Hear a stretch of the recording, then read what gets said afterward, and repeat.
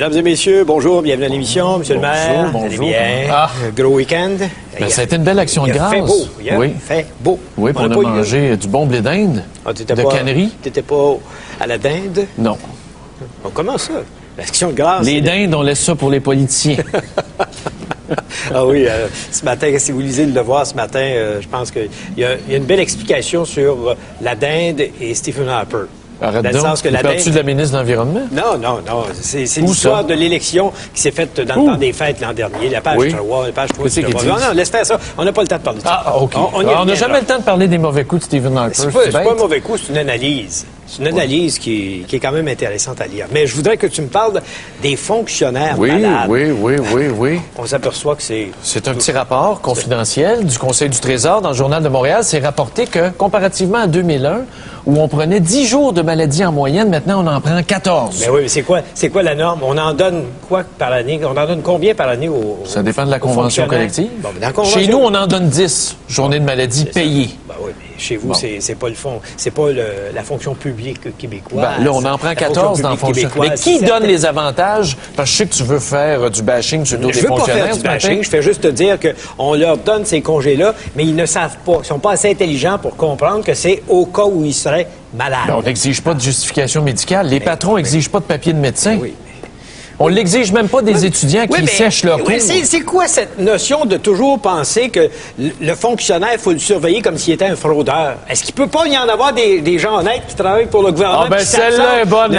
Bravo! On va célébrer Richard Desmarais qui prend la défense de la fonction publique. C'est merveilleux. Non, je prends pas la défense. Je fais juste te dire que pourquoi exiger un papier de médecin? Est-ce que ce sont des fraudeurs? Non. C'est parce que si tu manques 2-3 jours d'ouvrage... À moins que là, tu viennes me dire qu'effectivement, ils ont le droit de les prendre, puis comme on fait pas de surveillance, ce sont des fraudeurs. C'est ça. Donc, c'est qu'on le dise honnêtement que c'est des congés payés.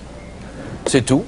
Ben oui, mais tu donnes des congés de maladie pour permettre... La convention collective, rappelle-toi les syndicats. Quand les syndicats sont arrivés, c'était pour négocier des avantages sociaux qui permettaient une vie plus normale et une sécurité d'emploi. Oui, la sécurité d'emploi, c'est correct, ça. Passait par le fait que tu as besoin de temps en temps de congé parce que tu es malade. Pas parce que tu as besoin de faire de la peinture puis d'arranger ton gazon pour le printemps puis rentrer tes affaires d'été quand l'automne arrive. Non? Ben oui, mais c'est à qui à faire la supervision? C'est le patron. Tu peux pas blâmer les employés. Ah non, tu peux pas blâmer l'employé qui est un fraudeur. Non, c'est pas un fraudeur, c'est le système qui est organisé de telle sorte que... Il a organisé pour... C'est les patrons qui ont organisé ça. Les syndiqués l'ont demandé, puis les patrons l'ont donné. Encore une preuve que vous n'êtes pas tenu debout. C'est ta génération à toi, mon cher. Quand les patrons l'ont donné, c'est parce qu'ils pensaient que l'employé était honnête. Oh, Ah oui, puis dans le privé, toi, tu ne demandes pas de justification. C'est plus facile, avec tes employés. Plus facile à contrôler. Ah oui, tu fais ça comment? Ben, écoute, tu connais plus, tu as plus de rapport humain avec tes employés que quand tu es dans la machine de l'État. Donc, tu es en train de me dire que tu es un bon patron? Non, ça veut dire que le problème est au niveau des patrons dans la fonction publique? Non, mais je pense que les employés... T'es pas un bon patron? Les employés en petits groupes... Es-tu un bon patron? Oui, je suis un bon patron, mais je pense que les employés en petits groupes sont plus honnêtes que ceux qui deviennent des fonctionnaires. C'est aussi simple que ça. L'honnêteté, ça devrait être fondamental. Pierre Curzi l'a dit dans sa campagne, il faut revaloriser la fonction publique. J'ai bien hâte de voir s'il va se faire élire. Oui, bien, c'est un château-fer péquiste, franchement. S'il perd là-dedans, on verra bien. Je veux te parler de la GRC. On a souvent parlé de Norbourg ici, de l'enquête éternelle sur Norbourg qui n'aboutit pas. Et là, il y a un rapport interne qui démontre qu'à la GRC, ça fonctionne pas. Ça ne fonctionne pas parce que... C'est lent. C'est pas très lent. Écoute, ça fait presque 14 mois que la GRC a le dossier de Vincent Lacroix et de Norbourg, puis on n'a rien vu encore. Et là, j'ai compris ce matin, en lisant un article dans la presse concernant justement la GRC et son escouade, sais-tu qu'il y a 9 équipes d'enquêteurs dans ces dossiers-là? Et regarde l'explication. D'abord, ils ont un budget de 30 millions. Et ces 9 équipes-là sont constituées d'enquêteurs de la GRC, de conseillers juridiques du ministre fédéral de la Justice, de représentants d'organismes de réglementation du commerce et des valeurs mobilières, le genre AMF, de représentants des autres organismes fédéraux d'application de la loi et des services, de policiers locaux, de jurys comptables, et de divers employés de soutien. De 7 secteurs d'activité. Fait que t'es combien autour de la table? 50? Essaie d'asseoir ce monde-là. Juste de convoquer ces gens-là pour une séance de travail. De trouver l'agenda. Ça doit prendre 2 semaines. Bon, oui, puis de garder la confidentialité des dossiers. Après, plus t'es autour de la table, plus ça placote. Alors, la GRC, quand elle enquête sur des fraudes comme Norbeau, c'est une véritable table de pilotage. Ouais. Comme dans le ministère de l'Éducation. C'est ça, comme à l'éducation. Comme les négociations constitutionnelles. Même chose. Ça aboutit à rien. Ouais. Puis là, tu dis aux gens, on enquête puis on essaie de protéger vos biens. Ben oui. Mon œil, on essaie de protéger. Mais là, Zaccardelli, on ne sait pas s'il a menti ou pas. Là. Est-ce un menteur? Zaccardelli, ça, c'est le commissaire de la GRC. Il paraît qu'on va le reconvoquer devant le Comité national des communes sur la GRC, dans l'affaire Maher-Harard, pour savoir qui dit vrai. Le concours est ouvert. Lui ou les anciens solliciteurs généraux qui étaient ses patrons, qui disent n'avoir jamais été informés. Qui dit vrai? C'était un quiz, ça, dans le temps de TVA. T'en souviens-tu? À première vue, le commissaire de la GRC couvre ses hommes. S'il a couvert ses hommes, il a menti. S'il a menti, the wow! Ça fait longtemps que je le dis que lui, c'est the wow! Oui, mais là, il va falloir payer une prime. Il va falloir payer une prime de séparation avec des avantages sociaux. Il doit avoir une fin de contrat à un moment donné. C'est pas pour la vie, cette la fin de contrat, c'est qu'il faut le payer chez eux jusqu'à la fin du contrat? Il y en a combien de ça à Ottawa? Ben, à Québec aussi, là. Ce qu'on appelle la tablette. À Québec. Tu sais, c'est quoi une des tablettes à Québec? Le secrétariat de la mise en valeur du Saint-Laurent. Quand t'es un fonctionnaire, tu vas le parquer là, sur Grande Allée, une belle édifice victorienne. Dans le temps de l'Union nationale, on disait tu vas être nommé à la recherche, puis on ne dira pas quoi chercher au cas où tu trouverais. La recherche. C'est nommé, on te nomme à la recherche, puis on ne dit pas quoi faire. Le ministère de la Recherche était bien garni. On veut surtout pas que tu trouves. Les Rockefeller du Québec. Oh. Ce matin, dans la presse... J'ai été épaté de voir la photo de Lucien Bouchard en avocat. Ben oui, Lucien avec sa toge et sa bavette, qui va défendre la famille Simard, qui est la belle famille de Robert Bourassa, les Simard de Sorel, qui sont considérés comme une riche famille des Rockefeller du Québec, tout comme... quand même, les Rockefeller. L'équivalent à toute proportion gardée. Toute proportion étant gardée parce qu'on est au Québec. Mais là, t'as les Simard qui vont affronter les Moisans, la famille de Cal. Cal, pas Carl, mais Cal, parce que c'est un diminutif de Calixa. Puis dans les Moisans, il y a Calixa 1, Calixa 2, Calixa 3. Il y a une dynastie. Il y a une dynastie de Calixa chez les Moisans. Les Moisans avaient une compagnie qui faisait des boîtes de carton, Standard Paper Box, et ils ont eu comme associés, comme partenaires investisseurs, les Simard. Et à un moment donné, quand les successions sont entrées là-dedans, ils ont décidé de passer la compagnie à une compagnie de numéros. C'est une affaire de passe-passe que les Simard n'ont pas appréciée. Et la compagnie s'est vendue l'an passé pour 75 millions de dollars à Norampac. Et là, tu dis, ils ont dilué notre valeur pour pas nous donner la portion du 75 millions. Et là, ça s'en va devant les tribunaux. Ça va être beau à voir des riches et célèbres qui se battent devant les tribunaux au Québec. Bon, c'est les avocats qui vont empocher. C'est sûr. Mais Lucien Bouchard... Il travaille quel bureau, Lucien, déjà? Je ne me rappelle pas, là. C'est un nom consonance juive, là. Mais tu vas avoir une nébrite sur le dos, tu as juste prononcé le mot juif. On le sait. Bon, c'est pas un secret, c'est une consonance. J'ai dit... Laisse-moi donc parler. Mais, parlant de riches et célèbres, j'avais trouvé ton cadeau de Noël. Arrête donc, c'est quoi? J'ai reçu le livre de Neiman Marcus, l'espèce de catalogue de Noël de Neiman Marcus aux États-Unis. Ça, c'est comme l'abbé. Puis j'ai vu là-dedans... Y a-t-il une section Victoria's Secret? Non, oui. Mais il y avait le cadeau idéal pour toi. C'est-à-dire un voyage pour 6. Tu peux acheter... Pour 6? Non, dans le cahier... En Jamaïque, pour 6, 5 filles, un gars. Tu peux acheter un voyage dans une navette spatiale pour 6. As-tu déjà fait ça en apesanteur? La navette, c'est celle de Virgin, le gars qui Virgin? Richard Branson. Et tu passes une semaine dans la navette spatiale, puis après ça, une fin de semaine dans les Caraïbes avec Richard Branson. Ça m'intéresse pas, moi, mais je te l'achèterai pas parce que le prix demandé dans le catalogue de Noël, 1 750 000 $. Bon, c'est mon salaire et le tien mis ensemble. Non, mais quelqu'un qui travaille... Si on travaille à la télé aux États-Unis, peut-être. Oui. Mais on est au Québec. Moi, ma question, c'est, l'as-tu déjà fait en état d'apesanteur? De quoi tu parles? De ces choses-là, pendant une semaine dans une navette, qu'est-ce que tu fais, là? De quoi veux-tu parler? Non, tu sais, t'ouvres la porte, là, puis t'essaies de me faire parler au lieu de le dire toi-même, là, puis après ça, c'est... Moi, j'ai plus le droit de parler, c'est de sa faute à lui, j'ai plus le droit de parler de choses scabreuses, donc je laisse Richard aller au bat. Bon, parle-moi de cette mère de famille à Gatineau qui t'a beaucoup impressionné. Franchement, là, c'est une maudite folle. À quoi? Pour les gens de Gatineau, vous allez bien comprendre, c'est la presse canadienne qui nous informe ce matin qu'une mère a décidé de porter plainte au criminel contre son gars de 17 ans. Savez-vous pourquoi? Parce qu'elle était partie en fin de semaine, c'était l'Action de grâce. Elle a décidé de flyer le camp au chalet et elle a laissé son ado tout seul dans la maison. Et là, l'ado a décidé de faire un party, rentre le bicycle à gaz dans le salon, fait des traces de break sur le tapis, défonce les murs. Et là, elle appelle la police. Donc, elle le savait qu'elle avait un ado problématique. Elle appelle la police. Elle dit, pouvez-vous aller le chercher, vous en occuper? Puis après, je porterai plainte au criminel contre lui. Gueuling, gueuling, gueuling.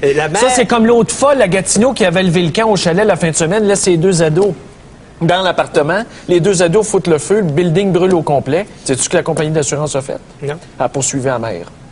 Ah oui? Ben oui. Ça, c'est comme Mom on Strike, ça, à London, en Ontario. Là. Celle qui vendait des clous chez Rona avait des piercings partout, là. Puis elle a décidé qu'elle campait dehors parce qu'elle était écœurée de ses enfants. Mais on peut-tu stériliser ces folles-là? T'es stérilises? C'est fini! Alors, Ils peuvent pas avoir d'enfants? Oui, mais on n'a pas le droit dans une société libre comme la nôtre. Ben, il faut faire passer un test. Un test de quoi? Psychologique? De capacité parentale. Ah, ça serait bon. Ben, certain. Mais Tu verrais qu'il n'y en aurait pas beaucoup qui Il n'y passeraient aura pas le beaucoup test. d'enfants au Québec. Ben, tu se mets d'avoir des enfants qui ont de l'allure comme parents. J'en ai un test pour toi ce matin. Oui, j'écoute. L'IMC. C'est quoi, ça? L'indice de masse corporelle. Ah! L'IMC. Regarde la presse, belle photo. Annonciatrice, ce n'est pas toi, c'est bien entendu. Ah, c'est dégueulasse. Qu'est-ce que c'est ça, cette horreur-là? Non, mais vous avez pas honte, les hommes, de vous promener à mancher de main? La presse, elle l'avait publié une fois cet été, cette photo-là, dans un autre article. Non, mais lève-toi donc debout, voir. Non, voyons, commence pas, là. Non, on va se comparer. Non, mais t'es insultant. Non, mais moi, je suis en santé, toi. C'est pas beau, ça? Bon. Hein? Assis-toi, non. Assis-toi. Bon. C'est du solide. Assis-toi. Ah ouais, Richard, fallait ton petit tour. Bon. Je veux parler de ce qu'il y a dans cette affaire-là. C'est parce qu'ils ont coupé la tête. Neurology, qui est un magazine spécialisé. Laisse-moi parler. Bon. Parle ce matin d'un surplus de poids qui est associé au déclin de la mémoire. Voilà. Quoi? Ta mémoire courte. Non, je n'ai aucun problème de mémoire. Mais ce que Tout est l'exception qui confirme la règle. Ce que j'ai retenu là-dedans, c'est que ça bloque certains canaux vasculaires. Oui. Et quand ça bloque, ça empêche d'avoir de la mémoire, mais aussi ça crée parfois la démence. Te rappelles-tu? Ah, l'Alzheimer? Regarde, non, la démence dans le sens... Te rappelles-tu? Donc, il n'y a pas juste le pot qui affecte la mémoire courte. Il y a aussi le gras. Le gras. Mais rappelle-toi certains criminels qu'on a vus dans certains dossiers, on dit, regarde le fou du village qui vient de tuer la petite d'une telle ou qui a abusé d'une telle. Ce sont toujours, ou bien souvent, des gens qui sont corpulents. Un moyen de défense en cours, C'était notre gros fou dans le village. C'était les gens... Donc, c'est maintenant le gras qui tue. Non, le gras qui rend malade. Le gras qui rend fou. Le gras qui rend dément. Ouais. Puis regardez, sa photo, le gros, là, il y a même une bouteille de coke diète. Ben oui, mais diète, c'est correct. On voit ce que ça donne. Non, mais mais attention, le problème est plus... C'est peut-être... Ça veut dire qu'il y a du monde qui se promène sur les plages à mancher de main. T'es jamais allé en Floride? C'est dégueulasse, à Hollywood, en Floride. Ça fait vomir, mais vous devriez avoir honte d'enlever votre chandail. En G-string. Ah! Le G-string dans la graisse, plein de cellulite partout. C'est épouvantable. Il y en a, les clubs tout inclus, le matin, les bonnes femmes arrivent en Jamaïque, je les ai vues, moi, ils se promènent les grosses tout nus, ils arrivent déjeuner, ils se promènent avec une varlope, puis ils se font le bacon le matin, un petit coup de varlope sur le côté, on fait cuire le bacon. Oui, t'es dégueulasse. Tu vas te faire haïr aujourd'hui, t'as pas de bon sens. Mais cachez-vous. Cachez-vous. Quoi? Si vous n'êtes pas montrable. Oui, mais les gens ne se voient pas comme nous. Ben moi, je me vois. Ah oui. On a vu ce que c'est. J'apprécie ce que je vois. Bon, OK, on fait une petite pause. Notre sujet... avant de te parler du sujet, après la pause, je veux parler des jeunes automobilistes. Il y a eu un rapport du coroner dont on a pris connaissance hier. On n'aura plus le droit de rien faire au Québec, mais vite. C'est tout ça. On va en parler après la pause, mais aussi après la pause, on va parler de crédit. Parce qu'il y a un jeune dans le Journal de Montréal ce matin, on apprend qu'à 23 ans, il a fait faillite parce qu'il y avait 35 000 $ de dette à 23 ans. Comment a-t-il pu réaliser ça? Je ne sais pas. Et la question qu'on vous pose aujourd'hui, elle est fort simple. Acheter à crédit, est-ce que c'est une drogue? Puis on va parler comment les banques se comportent, comment vous avez accès facilement à des cartes de crédit. C'est notre sujet de ce matin. Vous pouvez commencer à nous appeler tout de suite à Montréal, 514-790-0874, de partout au Québec, 1-877-790-3535 ou par Internet à www.tqs.ca.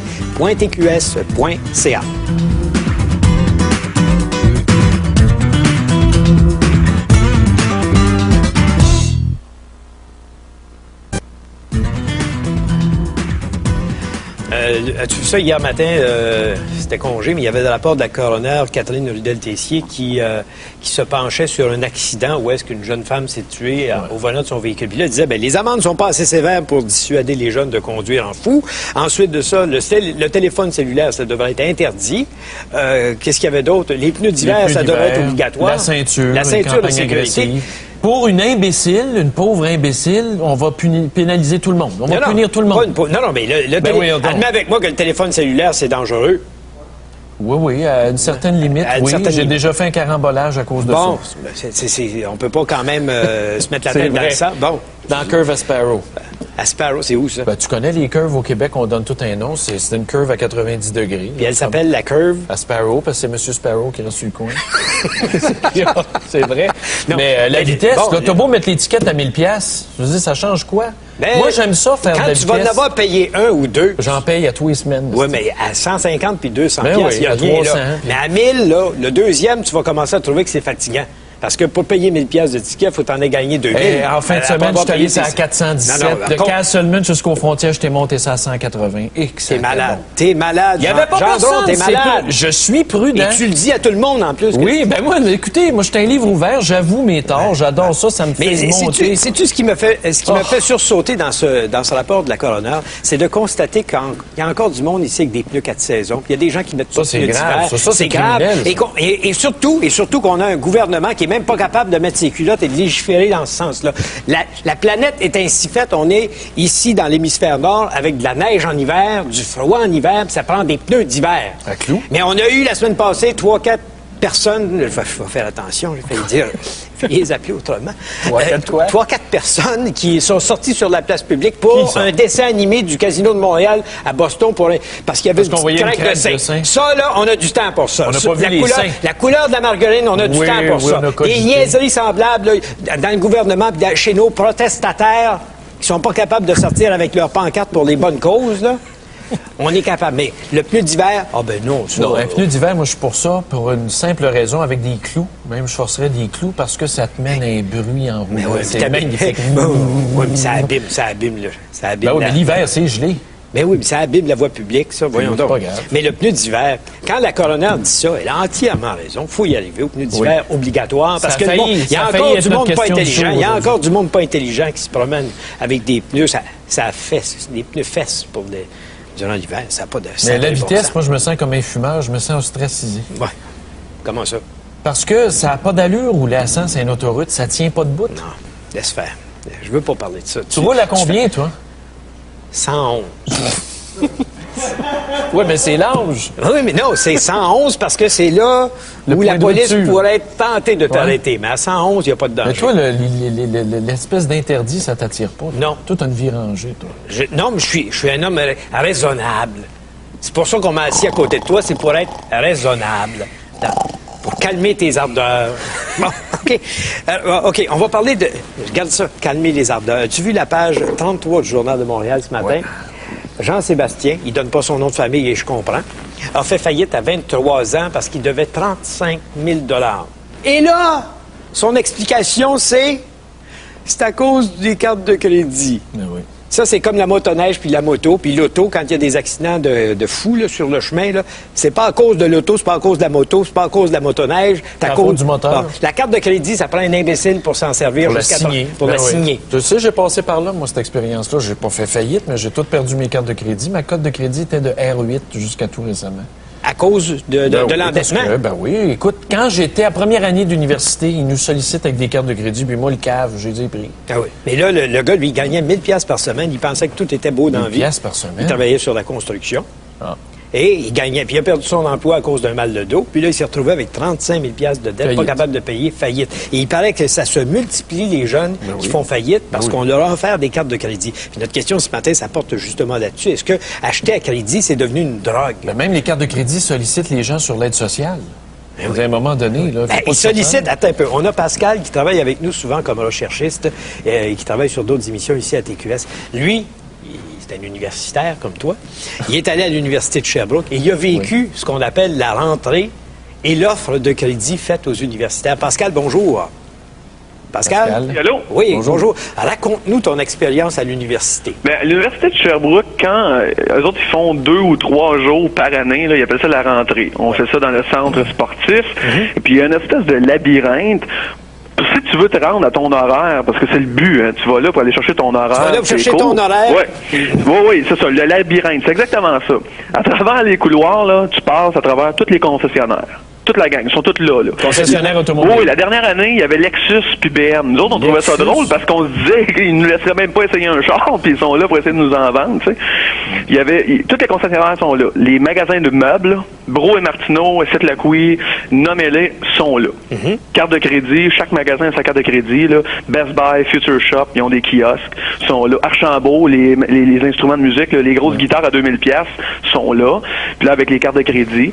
Après ça, si tu veux faire ton prêt, si tu as un prêt étudiant accordé, tu peux tout de suite le faire valider parce que, attendez-vous, tenez-vous bien, les banques puis les caisses sont là, sur place, puis là, elles font transférer vos prêts étudiants directement dans vos comptes en vous offrant également une marge de crédit. Puis ça, c'est drôle parce que moi, les marges de crédit... de combien? 5 000. 5 000? Oui, non, parce qu'une marge de crédit, là, c'est minimum, c'est 5 000. C'est pas 500, c'est 5 000. Ah, oui. Moi, je vais vous en raconter une. Pendant 3 années au bac, 2 ans à la maîtrise, on m'a offert une marge de crédit de 5 000. J'ai toujours dit non. Dernièrement, j'ai voulu en avoir une. Il a dit, ben là, monsieur Allard, vous avez acheté une auto neuve, puis plus votre endettement étudiant, vous pouvez pas, vous êtes trop endetté. Ça veut dire quand tu sors de l'université, ils veulent pas te faire... Non, moi, j'ai une bonne job, là. En rentrant, oui, signe en bas, mon Dieu. La dernière année, on était une gang de fouteux de trouble. On avait écrit un article pour le journal étudiant, puis on a fait le tour. On s'était dit, si on prend la carte, puis on achète à chaque kiosque qu'il y a là, on arrivait à 62 000$ à l'horaire. Pour aller chercher notre horaire, tu sais, un tweet qui prenait tous les kiosques puis toutes les cartes, là, il arrivait avec 62 000$ de dette rendu à son horaire. Tu n'avais pas pris un cours encore. C'est épouvantable. Une question. Penses-tu que l'université se fait payer pour louer des kiosques à ces compagnies-là? Je pense pas, je suis sûr. Parce que moi, j'ai fait partie de l'association étudiante. Puis chaque truc qui est là paye son droit de... c'est un gros marché aux puces, là. Ben oui. Tu payes pour ton un gros marché aux puces, ben oui. Ouais. C'est épouvantable. Comme une vente de garage. Puis après ça, on se demande comment ça se fait que les gens sont endettés et sont obligés de faire faillite, qu'il y a 2 fois plus de jeunes qui font faillite qu'avant. Puis ce qui est drôle, c'est que l'université disait ça, c'est pour nous permettre d'avoir des belles infrastructures, d'avoir un stationnement pas cher. Fait que là, tu payes 80$ par session ton stationnement pour jamais avoir de place parce qu'ils vendent plus de vignettes qui ont place de stationnement. C'est pas juste au Canada. Ça, c'est bon, ça. Merci, Pascal, de nous avoir raconté ça. On va aller maintenant retrouver Stéphanie Paquin, qui est conseillère budgétaire à la CEF de l'Est de Montréal. Madame Paquin, bonjour. Oui, bonjour. Est-ce que c'est si dramatique que ça aujourd'hui, le crédit chez les jeunes? Oui. Pourquoi? Très dramatique parce que, bon, vous parlez, vous, d'une drogue. Moi, je dirais, c'est un mode de vie. Ouais. C'est la normalité. On pèle en avant, quoi.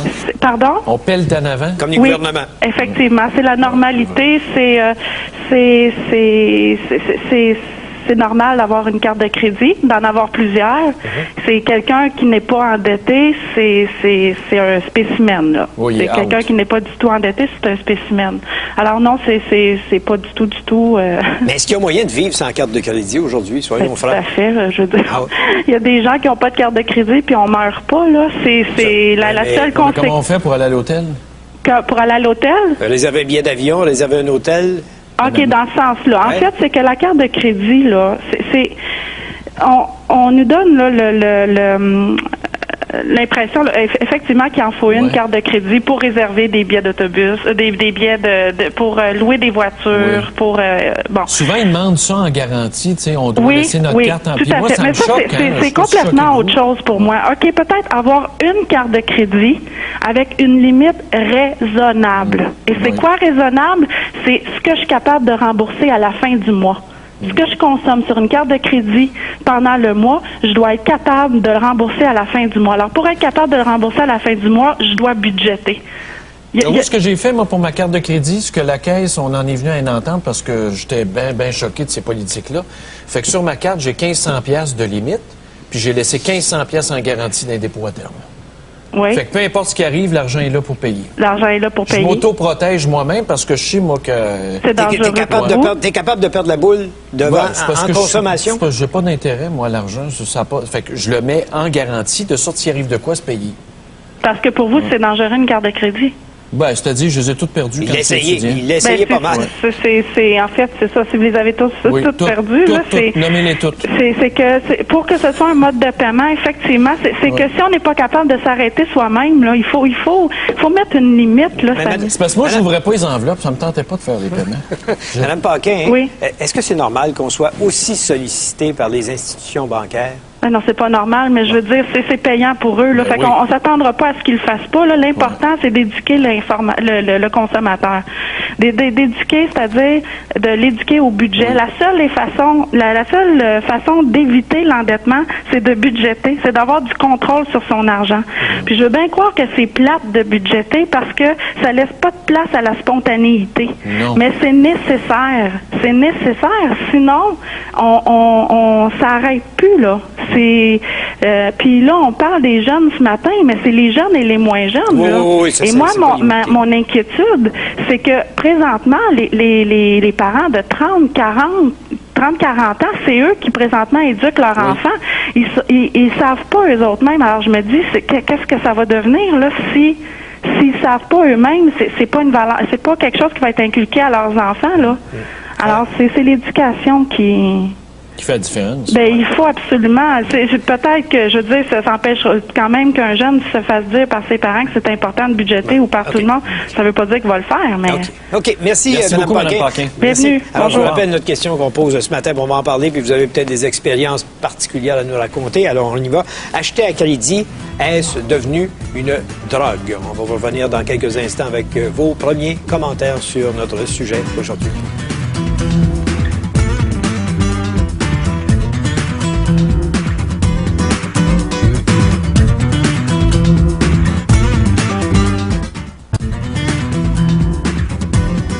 On va se dépêcher à prendre des appels dans ce premier bloc avec votre participation. On va rejoindre à Québec Gérard qui est en ligne. Gérard, bonjour. Bonjour. Bonjour. Félicitations pour votre programme. Merci. Merci beaucoup. Moi, monsieur, j'ai eu une aventure avec une carte de crédit. Ah oui? Mastercard. Une aventure? Qui est MBNA.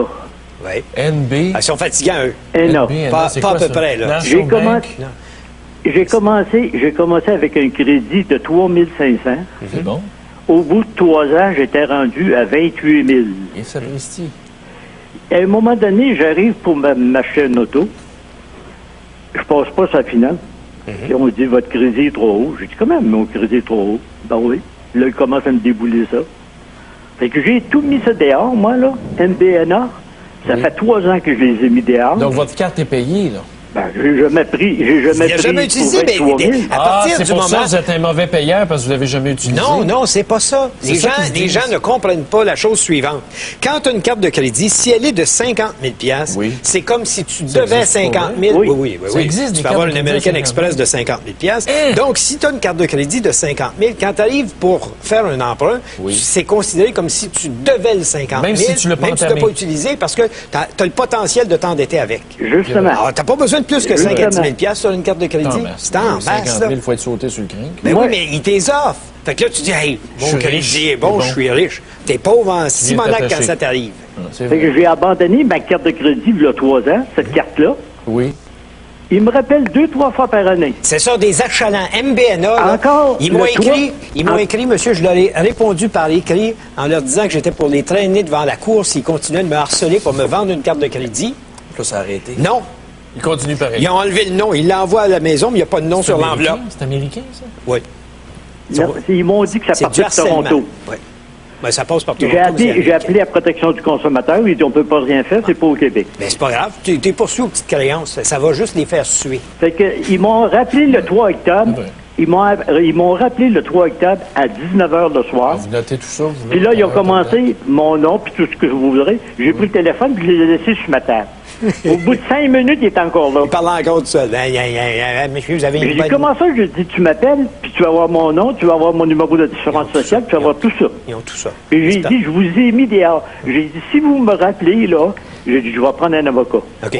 Merci, Gérard. Merci de votre appel. On va aller à Laval maintenant. On va prendre Mélanie. Bonjour. Oui, bonjour. On vous écoute. Oui, moi, il y a environ 8 mois, j'ai fait faillite aussi. Ah oui? J'ai 23 ans. Je me suis endettée avec des cartes de crédit. Combien? 30 000. 30 000? Mais comment est-ce ans. qu'on monte ça? Expliquez-nous comment ça s'est fait, le build-up, là. Mais, il y a 2 ans, j'avais sorti mon dossier à Equifax. J'avais R1. J'avais un très bon nom. Moi et mon conjoint, on avait un très bon nom. Mais là, on a commencé à gaspiller. Puis Vous avez acheté Comme quoi? quoi? Vous avez acheté quoi? Ben, Brouet Martineau, rien à payer avant 1 an, Ouais, ouais. ou 36 versements égaux, une Ouais, voiture. Ensuite, on a fait un prêt à la banque pour se marier, ainsi de Ah suite. oui? Mais là, on n'était plus Ça capable vous a de coûté rien. combien, le mariage? 12 000. Hey, Oui. êtes-vous sur le bord du divorce, là? Non, c'est pas Non. une divorce. Mais je peux vous dire que maintenant, c'est pas la carte, c'est moi qui ai fait la gaffe. Ouais. Puis je m'en rends compte, puis je peux vous dire que depuis 8 mois, j'ai fait faillite, puis là, j'ai aucune dette, puis je suis très riche. J'aime mieux votre attitude que celle du gars dans le Journal de Montréal ce matin. Il disait c'est de la faute au crédit ou puis aux cartes de crédit. C'est pas de la faute. Il y a quelqu'un qui s'en est servi. Mais ce qu'a vécu Mélanie, moi, je l'ai vécu, ce calvaire-là, pendant des années, Ah oui, jusqu'à oui. temps que je rétablisse mon crédit. Puis c'est vrai, c'est de notre faute. Merci Mélanie de Merci, votre appel. Mélanie. Merci d'avoir partagé votre expérience. On va aller à Diane à Montréal. Bonjour. Diane, Oui, on vous écoute. oui. Moi, je trouve que c'est pas juste. Hein? C'est pas quoi? Allô? Qu'est-ce que c'est? Chef peut jouer un maudit Allô? tour. Non, Ouais. mais répétez donc votre phrase, s'il vous plaît. on a pas Commencez compris. là parce qu'on vous a perdu. Moi, j'ai dit que c'était pas juste la carte de crédit qui peut être dangereuse. Oui. La carte guichet peut te jouer un Oui, vilain aussi. tour. Ben oui, le paiement direct, mais oui. Parce que, bon, moi, je me suis endettée, là, j'étais rendue à 15 000. Puis j'ai arrêté de travailler il y a 1 an. Oui. Et puis avant, j'avais toujours l'honneur de payer tout de suite quand je recevais ma carte de crédit. Oui. Mais comme quand tu arrêtes de travailler puis tu n'as pas de pension de ton employeur, ben là, tu commences À gruger. à gruger. Oui. Il a fallu que je retire 30 000 de mes rires. J'ai été pénalisée. En plus. Puis je dois encore à peu près comme 8 000. J'ai transféré de ma carte de crédit, je l'ai mis à mon compte de carte Oui. débit, Oui, parce oui. que les intérêts sont moins hauts. Mais là, je paniquais quand je recevais mes comptes. J'ai tout donné à ma sœur qui est la plus pogne que moi. Fait qu'elle, j'ai dit, moi, j'en veux plus de carte guichet, puis je veux plus de carte de crédit non plus. Fini. Elle a dit, bon, élimine pas ta carte de crédit, on va la serrer.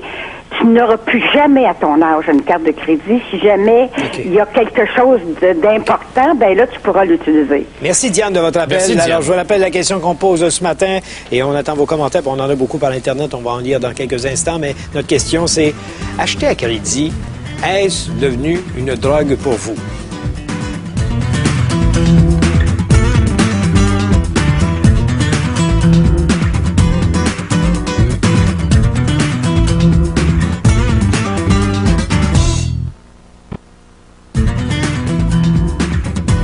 On va y aller avec quelques courriels parce que les expériences sont Les nombreuses. expériences. Oui, Joanne de Québec nous dit « Mon ado veut aller en appartement avec un travail à temps partiel. Alors, pour l'éduquer, je me suis assise avec lui et lui ai montré les factures d'épicerie, les factures d'électricité. Il a compris ce que c'était l'argent. Il faut travailler pour en avoir. Et finalement, France de Victoriaville nous dit « Ma fille a déjà reçu, à l'âge de 10 ans, des papiers pour faire une demande de carte de crédit. Épouvantable, scandaleux.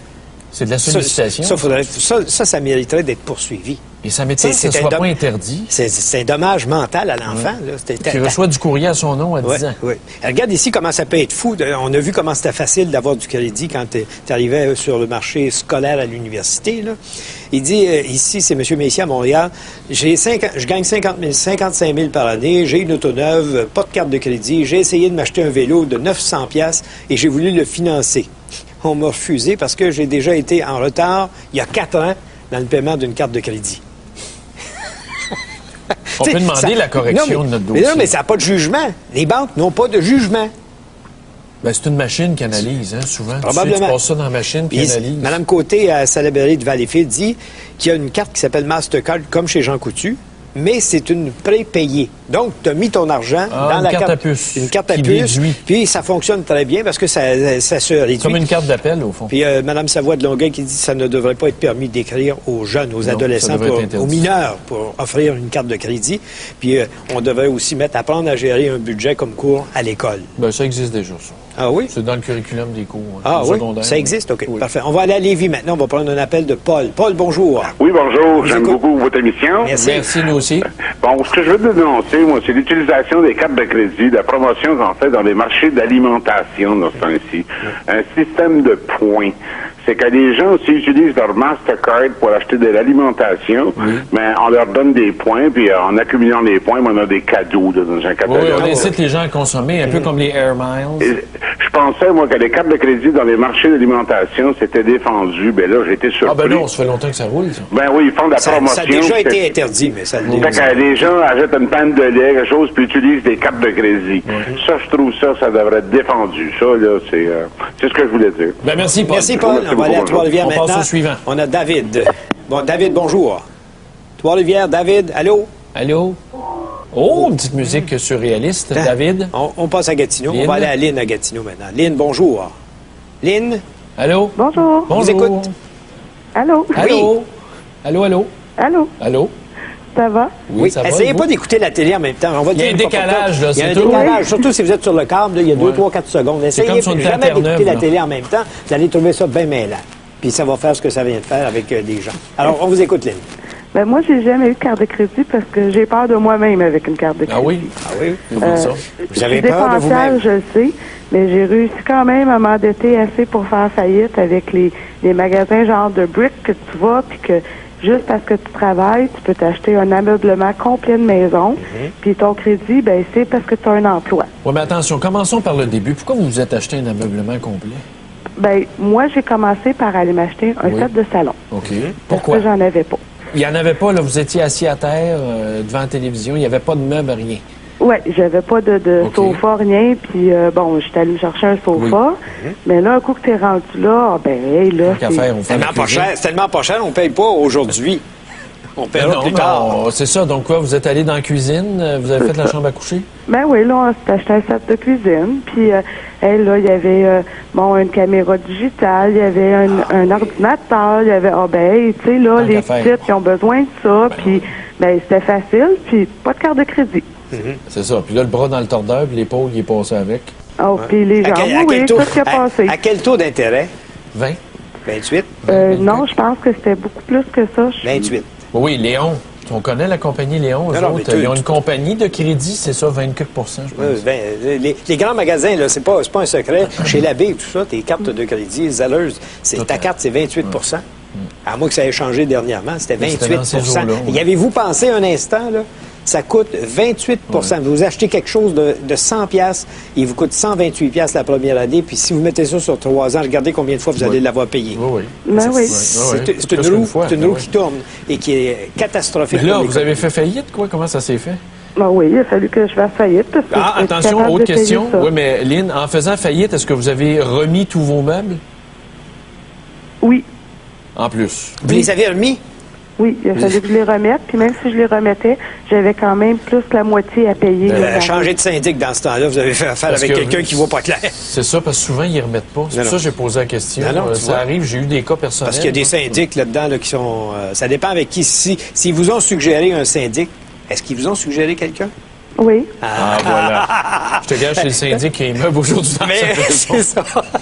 Ça, c'est épouvantable. Oui, ça, c'est la seule chose, quand vous devez de l'argent à quelqu'un, la seule chose que vous ne devez jamais faire, c'est accepter sa proposition pour le nom d'un syndic. Lui, là, il va vous saigner à blanc.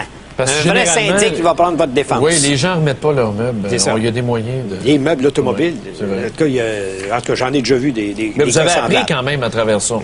Ah oui, puis j'ai toujours pas de carte de crédit, je n'aurais pas non plus. Bon courage. C'est bon. Le crédit, c'est tellement payant. Je donne ça comme exemple souvent. Chez General Motors, qui est une compagnie techniquement en faillite là, depuis quelques années, la seule division payante de... C'est Crédit. C'est Crédit GMAC. C'est vrai. C'est la seule division de General Motors qui est payante. Ça te donne une idée. Puis en plus, ils vous offrent des autos à 0 % d'intérêt. Essayez de comprendre comment ça marche. Merci, Lynn. Merci de votre appel. On va aller retrouver Dave Leclerc à Québec pour connaître le sujet du Grand Journal à midi aujourd'hui. Bonjour, Dave. Bonjour, Stéphane. Bonjour, Richard. Étiez-vous en congé hier? Oui. Non? Non, mais ça... non? À la radio, hier après-midi. À la télévision, vous étiez en congé? Oui. Ça fait du bien, 3 jours de congé. Monsieur Mazan. 4 jours. Est-ce qu'on devrait instaurer la semaine de 4 jours? Ah non, je viens pas avec ça, par exemple. Ça n'a pas de bon sens. Non, mais attention, pourquoi? Pourquoi qu'on ne devrait pas l'instaurer? Non, mais pourquoi 4 jours? Ben parce qu'on en parle aujourd'hui. On revenait au bureau ce matin, on cherchait un sujet et on s'est dit tout le monde est de bonne humeur. Oui, mais tout pourriez le monde poser est comme content. question, doit-on enlever les automobiles sur les routes?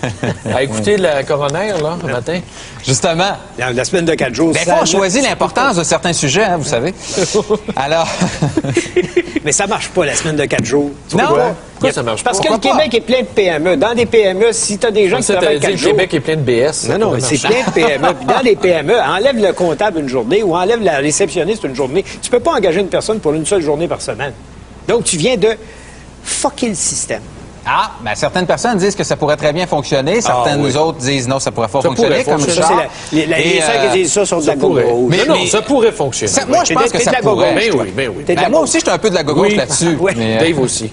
moi, j'aimerais ça une semaine de 4 jours. OK, mais bon, bon, certains Mais patrons je veux aimeraient garder pas mon ça. salaire, par exemple. Mais dites-vous une chose, si on est en congé 3 jours, on va peut-être plus dépenser et avoir plus de crédit. Oui, pour faire plus d'enfants, faire plus de C'est plaisir. ça aussi. Lâche-moi, Félix. Comment toi, t'as souhaitez-vous plus de vie. l'instauration de la semaine de 4 jours? C'est notre OK, question. bonne question. On vous écoute ce midi, Dave. Merci beaucoup. Et nous autres, la question ce matin, acheter à crédit. Acheter à crédit, là. C'est une mode, là. Mais est-ce que c'est devenu une drogue pour vous?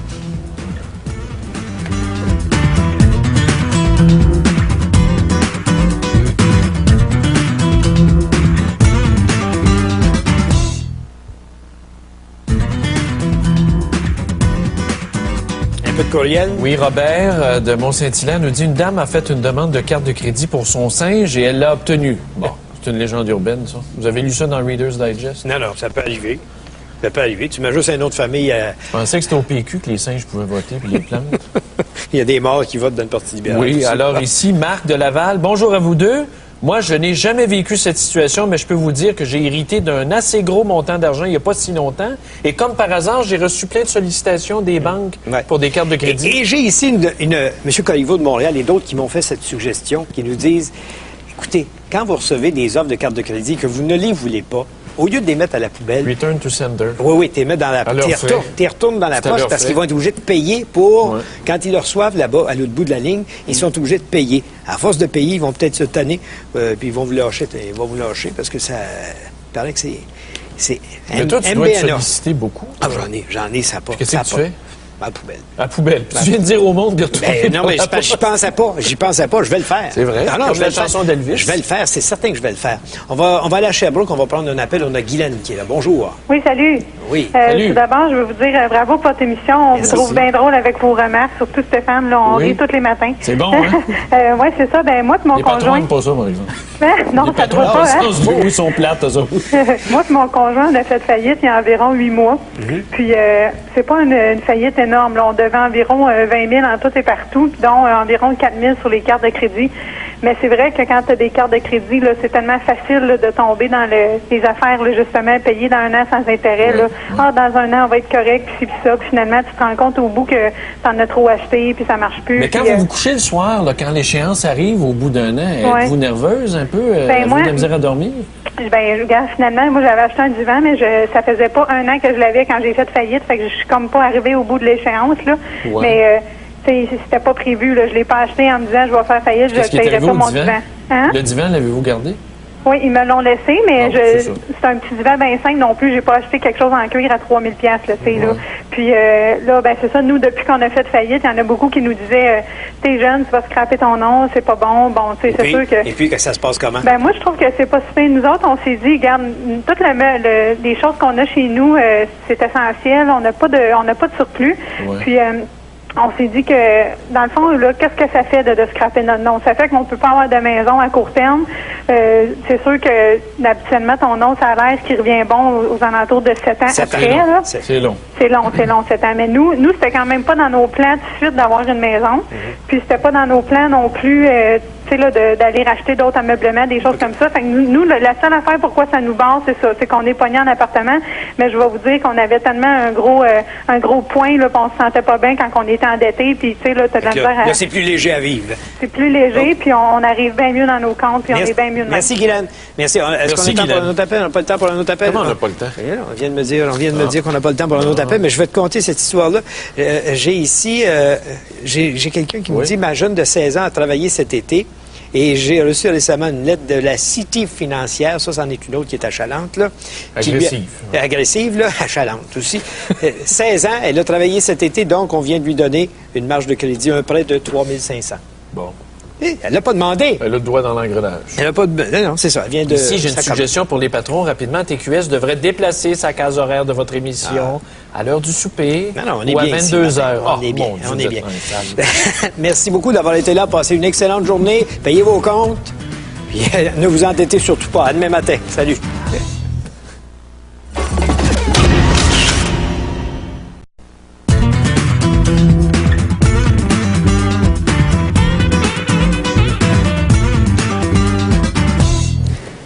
Mesdames et messieurs, bonjour, bienvenue à l'émission. Monsieur le maire, vous allez bien? Gros week-end.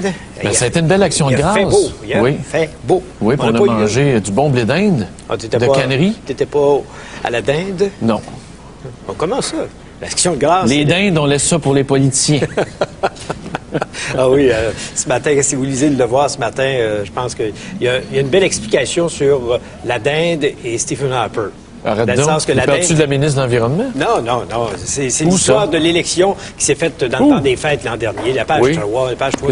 Non, laisse faire ça. On n'a pas le temps de parler de ça. OK. On n'a jamais le temps de parler des mauvais coups de Stephen Harper. C'est pas un mauvais coup, c'est une analyse. C'est une analyse qui est quand même intéressante à lire. Mais je voudrais que tu me parles des fonctionnaires malades. Oui. On s'aperçoit que c'est... C'est un petit rapport confidentiel du Conseil du Trésor dans le Journal de Montréal. C'est rapporté que, comparativement à 2001, où on prenait 10 jours de maladie en moyenne, maintenant, on en prend 14. Mais oui, mais c'est quoi la norme? On en donne quoi par année? On en donne combien par année Ça dépend de la convention collective. Bon, dans la convention... Chez nous, on en donne 10 journées de maladie payées. Ben oui, mais chez vous, c'est pas le fond, c'est pas la fonction publique québécoise. Ben, là, on en prend 14 dans la fonction publique. Mais qui donne les avantages? Parce que je sais que tu veux faire du bashing sur d'autres fonctionnaires. Je veux pas faire du bashing, je fais juste te dire qu'on leur donne ces congés-là, mais ils ne savent pas, ils sont pas assez intelligents pour comprendre que c'est au cas où ils seraient malades. Ben, on n'exige pas de justification médicale. Les patrons n'exigent pas de papier de médecin. Oui.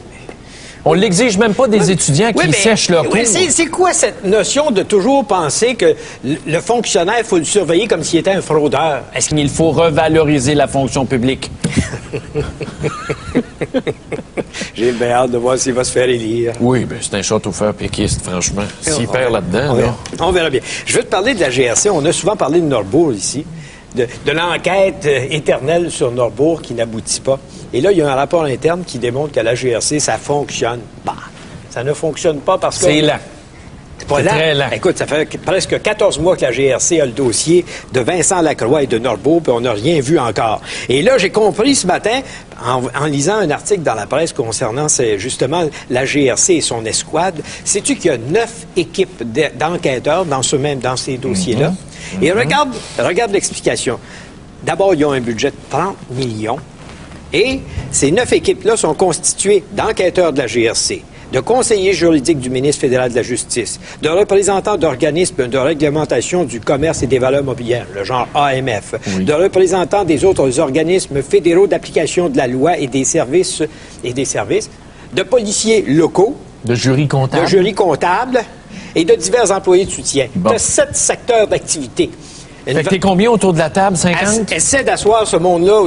Juste de convoquer ces gens-là pour une séance de travail. De trouver l'agenda. Ça doit prendre 2 semaines. Oui, puis de garder la confidentialité des dossiers. Après, plus t'es autour de la table, plus ça placote. Alors, la GRC, quand elle enquête sur des fraudes comme Norbourg, c'est une véritable table de pilotage. Ouais. Comme le ministère de l'Éducation. C'est ça, comme à l'Éducation. Comme les négociations constitutionnelles. Même chose. Ça aboutit à rien. Ouais.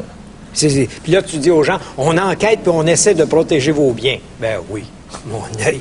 Hey, mon œil, on essaie de protéger. Mais là, Zaccardelli, on ne sait pas s'il a menti ou pas. Là. Tu peux pas y en avoir des gens honnêtes qui travaillent pour le gouvernement. Ah, ben celle-là est bonne. Hey, bravo! On va célébrer Richard Desmarais qui prend la défense de la fonction publique. C'est merveilleux. Non, je prends pas la défense. Je fais juste te dire que pourquoi exiger un papier de médecin? Est-ce que ce sont des fraudeurs? Ben, non. C'est parce que si tu manques 2-3 jours d'ouvrage... À moins que là, tu viennes me dire qu'effectivement, ils ont le droit de les prendre, puis comme on fait pas de surveillance, ce sont des fraudeurs. C'est ça. Donc, c'est qu'on le dise honnêtement que c'est des congés payés. C'est tout. Ben oui, mais tu donnes des congés de maladie pour permettre... La convention collective, rappelle-toi les syndicats. Quand les syndicats sont arrivés, c'était pour négocier des avantages sociaux qui permettaient une vie plus normale et une sécurité d'emploi. Oui, la sécurité d'emploi, c'est correct, ça. Passait par le fait que tu as besoin de temps en temps d'un congé parce que tu es malade. Pas parce que tu as besoin de faire de la peinture puis d'arranger ton gazon pour le printemps puis rentrer tes affaires d'été quand l'automne arrive. Non? Ben oui, mais c'est à qui à faire la supervision? C'est le patron. Tu peux pas blâmer les employés. Ah non, tu peux pas blâmer l'employé qui est un fraudeur. Non, c'est pas un fraudeur, c'est le système qui est organisé de telle sorte que... Il a organisé pour... C'est les patrons qui ont organisé ça. Les syndiqués l'ont demandé, puis les patrons l'ont donné. Encore une preuve que vous n'êtes pas tenu debout. C'est ta génération à toi, mon cher. Quand les patrons l'ont donné, c'est parce qu'ils pensaient que l'employé était honnête. Oh, Ah oui, puis dans le privé, toi, tu ne demandes pas de justification. C'est plus facile, avec tes employés. C'est plus facile à contrôler. Ah oui, tu fais ça comment? Ben, écoute, tu connais plus, tu as plus de rapports humains avec tes employés que quand tu es dans la machine de l'État. Donc, tu es en train de me dire que tu es un bon patron? Non, ça veut dire que le problème est au niveau des patrons dans la fonction publique? Non, mais je pense que les employés... Tu n'es pas un bon patron? Les employés en petits groupes... Es-tu un bon patron? Oui, je suis un bon patron, mais je pense que les employés en petits groupes sont plus honnêtes que ceux qui deviennent des fonctionnaires. C'est aussi simple que ça. L'honnêteté, ça devrait être fondamental. Pierre Curzi l'a dit dans sa campagne. Mais est-ce un menteur? Zaccardelli, ça, c'est le commissaire de la GRC. Il paraît qu'on va le reconvoquer devant le Comité national des communes sur la GRC, dans l'affaire Maher Harard, pour savoir qui dit vrai. Le concours est ouvert. Lui ou les anciens solliciteurs généraux qui étaient ses patrons, qui disent n'avoir jamais été informés. Qui dit vrai? C'était un quiz, ça, dans le temps de TVA. T'en souviens-tu? À première vue, le commissaire de la GRC couvre ses hommes. S'il a couvert ses hommes, il a menti. S'il a menti, the wow! Ça fait longtemps que je le dis que lui, c'est the wow! Oui, mais là, il va falloir payer une prime. Il va falloir payer une prime de séparation avec des avantages sociaux. Il doit avoir une fin de contrat à un moment donné. C'est pas pour la vie, cette la fin de contrat, c'est qu'il faut le payer chez eux jusqu'à la fin du contrat? Ben, il y en a combien de ça à Ottawa? Ben, à Québec aussi, là. Ce qu'on appelle la tablette. À Québec. Tu sais, c'est quoi une des tablettes à Québec? Le secrétariat de la mise en valeur du Saint-Laurent. Quand t'es un fonctionnaire, tu vas le parquer là, sur Grande Allée, une belle édifice victorienne. Dans le temps de l'Union nationale, on disait tu vas être nommé à la recherche, puis on ne dira pas quoi chercher au cas où tu trouverais. La recherche. C'est nommé, on te nomme à la recherche, puis on ne dit pas quoi faire. Le ministère de la Recherche était bien garni. On veut surtout pas que tu trouves. Les Rockefeller du Québec. Ce matin, dans la presse... J'ai été épaté de voir la photo de Lucien Bouchard en avocat. Ben oui, Lucien avec sa toge et sa bavette, qui va défendre la famille Simard, qui est la belle famille de Robert Bourassa, les Simard de Sorel, qui sont considérés comme une riche famille des Rockefeller du Québec, tout comme... Ben là, quand même, les Rockefeller. L'équivalent à toute proportion gardée. Toute proportion étant gardée parce qu'on est au Québec. Mais là, t'as les Simard qui vont affronter les Moisans, la famille de Cal. Cal, pas Carl, mais Cal, parce que c'est un diminutif de Calixa. Puis dans les Moisans, il y a Calixa 1, Calixa 2, Calixa 3. Il y a une dynastie. Il y a une dynastie de Calixa chez les Moisans. Les Moisans avaient une compagnie qui faisait des boîtes de carton, Standard Paperbox, et ils ont eu comme associés, comme partenaires investisseurs, les Simard. Et à un moment donné, quand les successions sont entrées là-dedans, ils ont décidé de passer la compagnie à une compagnie de numéros. C'est une affaire de passe-passe que les Simard n'ont pas appréciée. Et la compagnie s'est vendue l'an passé pour 75 millions de dollars à Norampac. Et là, tu dis, bien, ils ont dilué notre valeur pour ne pas nous donner la portion du 75 millions. Et là, ça s'en va devant les tribunaux. Ça va être beau à voir des riches et célèbres qui se battent devant les tribunaux au Québec. Bon, c'est les avocats qui vont empocher. C'est sûr. Mais Lucien Bouchard... Travaille avec quel bureau, Lucien, déjà? Je ne me rappelle pas, là. C'est un nom consonance juive, là. Mais je... Tu vas avoir une hybride sur le dos, tu as juste prononcé le mot juif. On le sait. Bon, c'est pas un secret, c'est une consonance. J'ai dit... Laisse-moi donc parler. Mais, parlant de riches et célèbres, j'avais trouvé ton cadeau de Noël. Arrête donc, c'est quoi? J'ai reçu le livre de Neiman Marcus, l'espèce de catalogue de Noël de Neiman Marcus aux États-Unis. Ça, c'est comme l'abbé. Puis j'ai vu là-dedans... Y a-t-il une section Victoria's Secret? Non, oui. Mais il y avait le cadeau idéal pour toi. c'est-à-dire un voyage pour 6. Tu peux acheter... Pour 6? Non, dans le cahier... En Jamaïque, pour 6, 5 filles, un gars. Tu peux acheter un voyage dans une navette spatiale... Pour 6. As-tu déjà fait ça en apesanteur? La navette, c'est celle de Virgin, le gars qui Virgin? Richard Branson. Et tu passes une semaine dans la navette spatiale, puis après ça, une fin de semaine dans les Caraïbes avec Richard Branson. Ça m'intéresse pas, moi, mais je te l'achèterai pas parce que le prix demandé dans le catalogue de Noël